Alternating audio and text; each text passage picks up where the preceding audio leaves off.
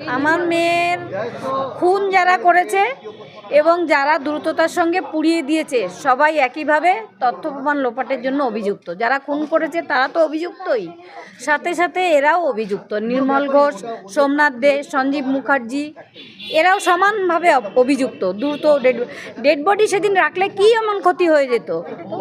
ওদের কি আর কোনো ইস্যু নেই? শুধু কি এত বছর বসে যে যত বছর তৃণমূল সরকার রয়েছে এটা কি শুধু একমাত্র অভয়ার আন্দোলনই হয়েছিল? আর কোনো বাকি ইস্যু নেই? যে সিপিএম মাঝখানে ভোট কাটার কাজ করে, যে কলতান দাশগুপ্ত, এদের সম্বন্ধে কোনো রকম মন্তব্য করবো না। এদের যদি সামান্য মানবিকতা থাকতো তাহলে ওই 9 তারিখের পোস্টগুলো আমাদের ফেসবুক পেজ ট্যাগ করে ওই 9 তারিখের পোস্টগুলো আবার রিটার্ন পোস্ট করতো না। উনি তো থ্রেড কালচারটা যে চলে প্রত্যেকটা মেডিকেল কলেজে, যে প্রত্যেকটা হসপিটালে, সেই থ্রেড কালচারটা আমাদের মুখ্যমন্ত্রী চালান। সেই জন্যই সন্দীপ ঘোষ কি একদিনে সন্দীপ ঘোষ হয়ে গেছে? বিরোধী দলকে যারা সম্মান না দেয়, তাদের যারা থ্রেড কালচারের ভেতরে আটকে রাখার চেষ্টা করে, তাদের আমরা অপদার্থ মনে করি। তাদের কথা কিছু মানে মুখে আনতে আমাদের ঘৃণা করে। মেয়ের বিচার এমনিতেই হতো, ওটা আমার দৃঢ় মানসিকতা যে মেয়ের বিচার আমি পাবই। কিন্তু একটা মেয়ের বিচার, আমার মেয়ে তো আর নেই, তার বিচার যেমন পাবো তেমনি অন্য মেয়েদের সাথে যেন এরকম ঘটনা না ঘটে। অন্য কোনো বাবার মায়েদের যেন কোনো দিন সেই 9 তারিখ আমাদের সাথে যেটা ঘটেছিল সেটা না ঘটে, তার জন্যই আমার এই লড়াই। এটা লড়বে পানিহাটির মানুষ। আমি জিতলে পানিহাটির মানুষ জিতবে। পানিহাটির মানুষের হয়ে লড়াই আমার। হার জিত সেটা তো আমার কাছে নেই, এটা পানিহাটিবাসীর কাছে রয়েছে। পানিহাটিবাসী যদি আমাকে সমর্থন করে তাহলে আমি জিতবো। পানিহাটিবাসী আমাকে সমর্থন না করলে আমি হেরে যাব।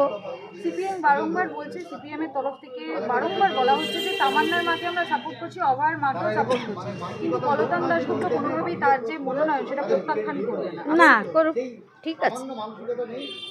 সিপিএম এর আন্দোলনটা আপনাদের অভয়াকে তারপরে আপনাদের বিরুদ্ধে লড়াইটা কি? ওদের কি আর কোনো ইস্যু নেই? শুধু কি এত বছর বসে যে যত বছর তৃণমূল সরকার রয়েছে এটা কি শুধু একমাত্র অভয়ার আন্দোলনই হয়েছিল? আর কোনো বাকি ইস্যু নেই? এটা আমাদের তো অনেক ইস্যু রয়েছে। আমার মেয়ে যেমন হসপিটালে কর্মরত অবস্থায় মারা গেছে, তারপরেও অন্তত 200 ঘটনা ঘটেছে এরকম। আর তারপরে চাকরিহারারা রাস্তায়, একসময় আপনারা দেখেছিলেন ডাক্তাররা রাস্তায়। আর আজকে দুদিনের মধ্যে 2টো ডেথ হয়েছে আসেই আরজিকর মেডিকেল কলেজে। তারপরে আজকে সন্ধ্যাবেলাও খবর পেয়েছি যে লিফটে 7-8 জন আটকে গেছেন। আজকে কোনো রকমে তাদের সুরক্ষা দেওয়া গেছে। এই যে স্বাস্থ্য দপ্তরের যে বেহাল দশা, এগুলো নিয়েই আমাদের প্রতিবাদ। উনি তো থ্রেড কালচারটা যে চলে প্রত্যেকটা মেডিকেল কলেজে, যে প্রত্যেকটা হসপিটালে, সেই থ্রেড কালচারটা আমাদের মুখ্যমন্ত্রী চালান।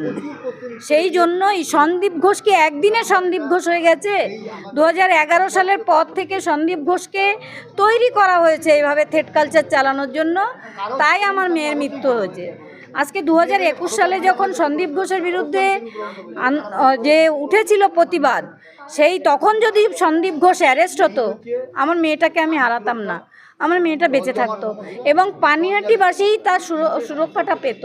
পানিহাটিবাসী তার পেশেন্ট ছিল এবং সে বেশিরভাগ পেশেন্ট বিনা পয়সায় দেখত। বলছি নির্মল ঘোষ ওই অভয়াকাণ্ডের সাথে ওতপ্রোতভাবে জড়িত।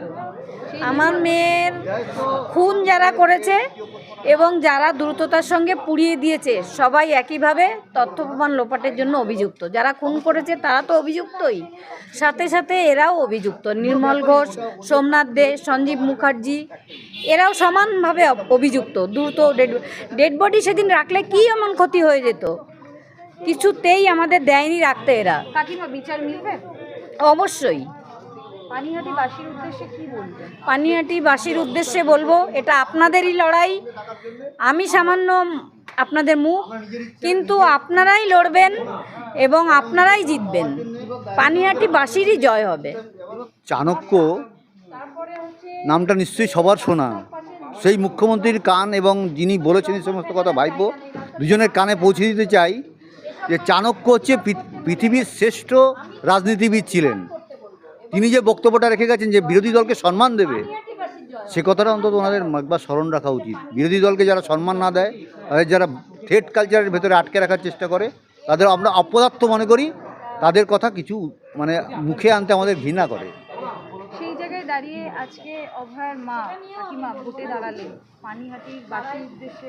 পানিহাটির বাসীর উদ্দেশ্যে বলবো, আপনারা আমাদের সঙ্গে থাকবেন, আমরা আপনাদের সঙ্গে থাকবো।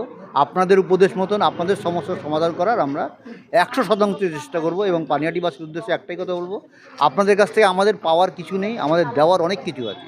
মুখ্যমন্ত্রী মহিলা সুরক্ষা দিতে পারে না, আপনাদের মেয়েটাকে সুরক্ষা দিতে পারেনি।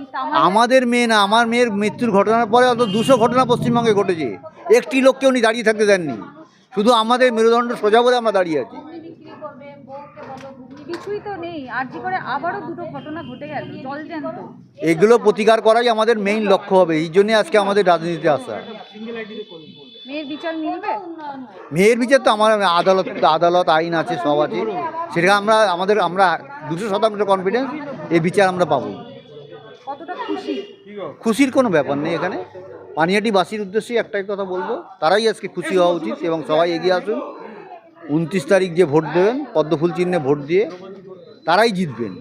আমি পানিহাটিবাসীর উদ্দেশ্যে এই কথাটাই বলবো। আপনাদের লড়াইটা কি তাহলে মূলত রাজ্য সরকারের বিরুদ্ধে? রাজ্য সরকারের বিরুদ্ধে এবং এই তৃণমূল সরকারকে উৎখাত করাই আমাদের লক্ষ্য। আর যে সিপিএম মাঝখানে ভোট কাটার কাজ করে, যে কলতান দাশগুপ্ত, এদের সম্বন্ধে কোনো রকম মন্তব্য করবো না। এদের যদি সামান্য মানবিকতা থাকতো, তাহলে ওই 9 তারিখের পোস্টগুলো আমাদের ফেসবুক পেজ ট্যাগ করে ওই 9 তারিখের পোস্টগুলো আবার রিটার্ন পোস্ট করতো না। পানিহাটিতে জিতছে কে? বিজেপি। আবার পানিহাটিতে জিতছে কে? রঞ্জন দেবনাথ। আবার কে? এবার ভোটে জিতবে কে? রঞ্জন দেবনাথ। আবার কে? বন্দে মাতরম। বন্দে মাতরম। চালু দরকার। জয় বিজেপি সরকার।